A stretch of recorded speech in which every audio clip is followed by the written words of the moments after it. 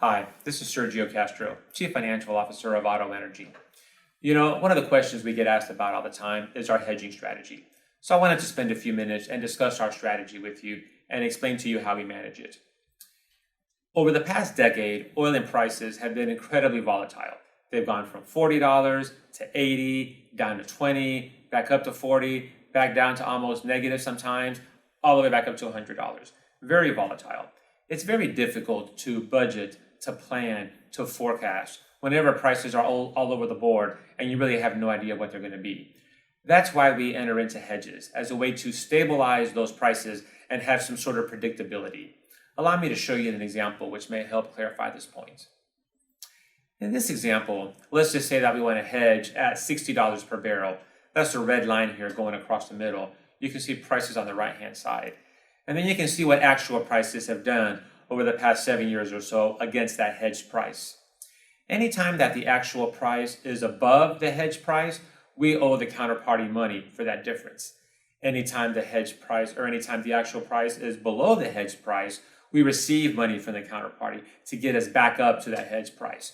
So the goal here is, even though actual prices are up and down all over the place, we're locking in that flat $60 to enable us to budget, to make sure that we can meet our cash calls, pay our bills, and continue as a going concern.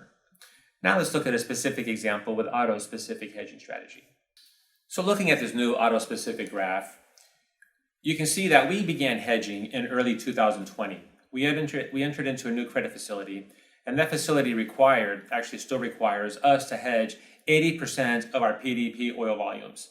So we looked at our forecast for the next 2.5 years, and we entered into these hedges back then when the going rate was roughly $50 per barrel on a hedge basis.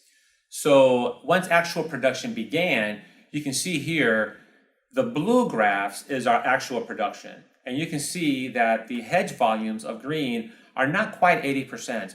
Our actual production has exceeded our forecasted volumes. So at the end of the day, we're hedging maybe 50 to 60% of our production volumes. The other 40 to 50%, those are being sold at market. So today, that 40 to 50% of our production, we're getting today's price of roughly $100. So for the hedge portion, however, in green, you can see that in 2020, when prices did collapse, we benefited from the hedges, and we were actually receiving money from the counterparty to take us up from the actual price to the hedge price. Then beginning in 2021, as prices started to ramp up, we're on the flip side, and now we're starting to have to pay the counterparty to get from the actual price down to the hedge price of $50. Again, these hedges were put in place well over 2 years ago. As we bring on new production, Eves, GC21, hopefully Mosquito Bay, hopefully Oyster Bayou, we'll be able to layer on additional hedges at higher prices and move that red line up so that that delta becomes smaller and any monies that we have to pay are actually less. So again, in summary, the reason that we entered into these hedges is a contractual requirement per our credit facility, and then to minimize the risk and volatility to basically ensure what our cash flows are to make sure that we're able to pay our bills and continue as a going concern. Thank you for your time. I hope you found this video helpful.